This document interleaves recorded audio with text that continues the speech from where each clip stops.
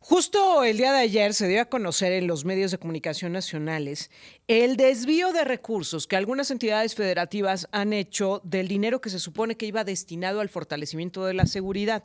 Este tema cobra relevancia por varias cuestiones. Primero, porque se supone que la gran promesa por parte de los gobiernos dominantes en este país hoy día, el partido dominante en este país, es el combate a la corrupción. Y segundo, porque la principal preocupación de los ciudadanos, hoy el gran tema para México, es el de la seguridad. Nos ha llevado incluso a que Estados Unidos lo tome como argumento para imponernos aranceles especiales, el hecho de que no estamos logrando combatir la inseguridad. Bajo esta premisa tendría que ser un tema prioritario en la agenda de todos los niveles gubernamentales y resulta que si de por sí el dinero no alcanza, todavía se está mal usando o se está desviando. ¿Qué es lo que debemos aprender de esta historia, de que esto esté quedando al descubierto y cuáles tendrían que ser los procedimientos para garantizar que el dinero que se destina al fortalecimiento de la seguridad tenga ese fin? De eso platicamos esta mañana y le agradezco mucho a Fernando Belauzarán que nos tome la llamada. ¿Cómo estás, Fer? Buenos días. Muy buenos días, Erika. Encantado de estar contigo y con tu auditorio. Pues sí, la verdad es que es lamentable que estos fondos de aportaciones para la seguridad pública hayan tenido, pues no estén comprobados, ¿no? Son más de 2,000 millones de pesos que que no están comprobados. De esos, la mitad lo concentran 5 estados: Chihuahua, Coahuila, Veracruz, Aguascalientes y Colima. Veracruz con 310 millones de pesos, Aguascalientes con 180 millones de pesos, Colima con 155 millones, Chihuahua 232 millones y Coahuila 136 millones de pesos. Esos 5 estados son la mitad prácticamente de lo que no se ha reportado o justificado, porque no han podido demostrar en qué usaron ese dinero. Hay que decir que ese no es el única merma. Estamos hablando aquí de que este dinero no ha sido comprobado de 2016 a 2023, ¿no? Sí. Pero hay otros fondos que dejaron de darse, por ejemplo el Fortasec, que era muy importante para el equipamiento de las policías, etcétera, porque cuando se crea la Guardia Nacional, pues buena parte del dinero que se usaba para eso se fue a fortalecer este organismo, digamos, central, ¿no? Y eso ha descuidado a las policías locales. Por lo tanto, pues todavía es más grave que este dinero que se dio por este fondo a las policías locales no se hayan dado, porque se han hecho, digamos, se han encarecido. Pues todavía sería más valioso y lo deberían cuidar más. Y sin embargo, efectivamente no se ha dado resultado, el contrario, ¿no? Hemos visto cómo el poder criminal está como nunca, ¿no? Tanto se ha mandado, digamos, sus tentáculos en la política, en la economía y obviamente territorialmente también se ha fortalecido. ¿Para qué? Para zozobra de la población, ¿no? La obligación del Estado es combatir a la delincuencia y proteger a la población, y eso pues no se ha cumplido, al contrario. Cada vez la gente se siente más insegura en muchísimos lugares, y hemos visto cómo, pues bueno, esta discusión sobre si son terroristas o no, creo que no cabe duda de que sus métodos lo son. El otro día un niño salió en pedazos por haber pisado una mina, ¿no? Sí. Y además, lo que hemos visto de imágenes de horror, pues precisamente es eso. Es más, en el Código Penal, claro que está catalogado como terrorismo lo que estamos viendo. Hay una discusión sobre la conveniencia política o de combate a hacerlo o no, tiene distintas aristas, ¿no?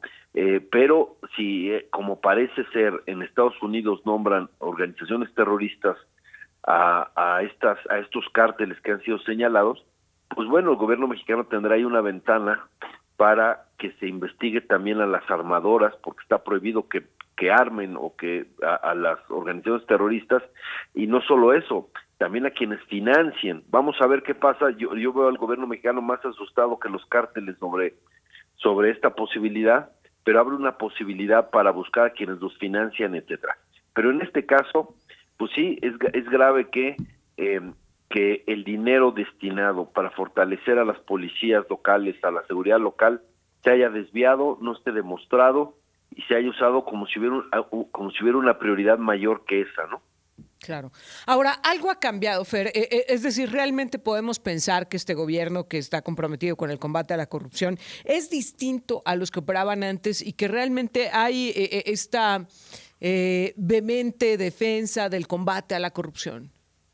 Pues más bien yo veo lo contrario.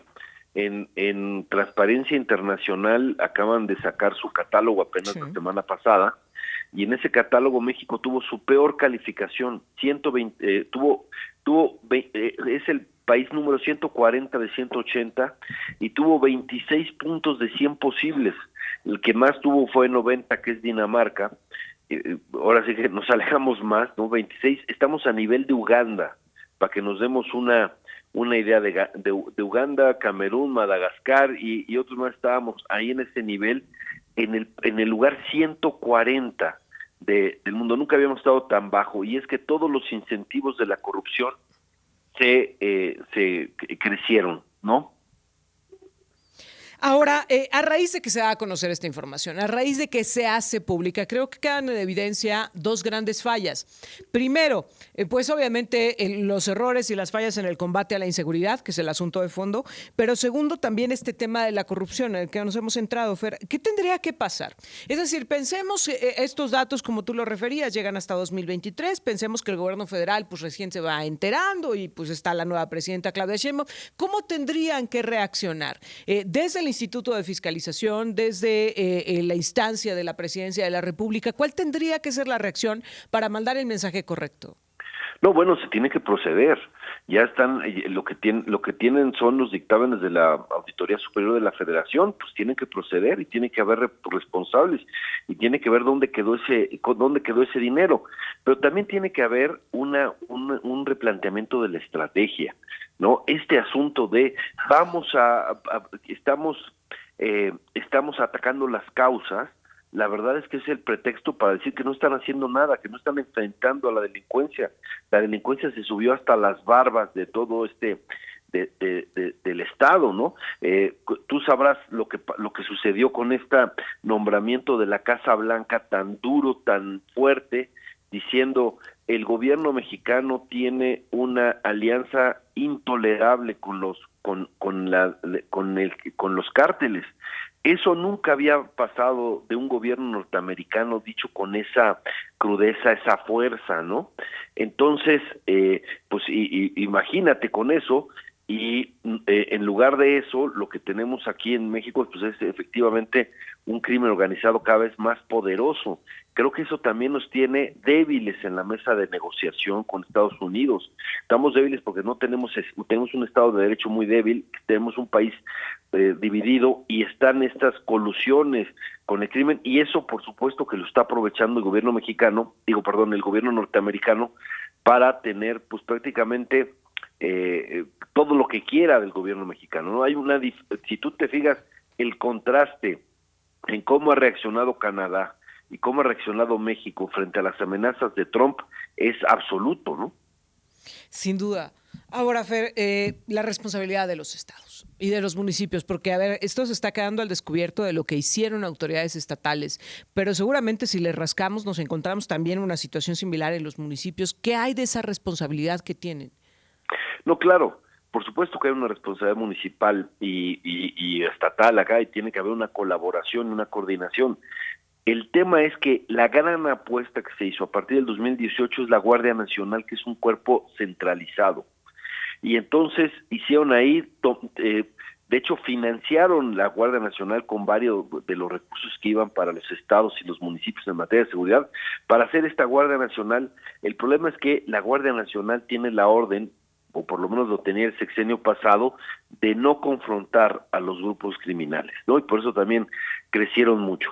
Pero por supuesto que tienen que hacer, nada más que si tú te fijas, las condiciones que tienen las policías municipales para enfrentar a la delincuencia es muy precaria. Sí. La delincuencia organizada tiene mucho mejores condiciones, tiene mucho mejor poder de fuego. Entonces, imagínate unos policías en un municipio, de los muchísimos que hay en México, que no sabe quiénes de sus compañeros están coludidos, y lo que sí sabe es que el crimen organizado sabe dónde viven, dónde van sus hijos, dónde va su esposa al mercado, etcétera. De una situación de suma debilidad frente al crimen. Entonces, esto que vimos que sucedió con los de 43 de Ayotzinapa, que las policías de Coahuila e Iguala entregaron porque estaban totalmente coludidas, yo te digo algo provocador, quizás eso no sea la excepción, sino sea la regla en muchísimos municipios de México, porque están en una debilidad tremenda frente al crimen organizado, y entonces el crimen organizado tiene prácticamente a los alcaldes de rehenes, y les piden presupuesto, les piden directores en la nómina, y obviamente el control de la policía. ¿En cuántos de esos municipios esa es la realidad, no? ¿Cuántos? Y yo te doy un dato que hay que tener muy presente. En la última elección renunciaron 7,400 candidatos en México por presiones de la delincuencia organizada. 7,400, ¿no? Sí. Ese es el tamaño del poder que tienen en buena parte del territorio nacional, ¿no? Y ahora vemos que en la operación Enjambre, acá salen algunos presidentes municipales, la pregunta es si eso es efectivamente excepcional o eso está mucho más extendido de lo que queremos aceptar. Uy, este es todo un tema, Fer, y yo te agradezco mucho que nos permitas platicarlo contigo, ponerlo sobre la mesa y generar las reflexiones necesarias para poder cambiar esta realidad. Muchas gracias, Fer. Gracias a ti, siempre es un placer, Erika, un fuerte abrazo. Igual.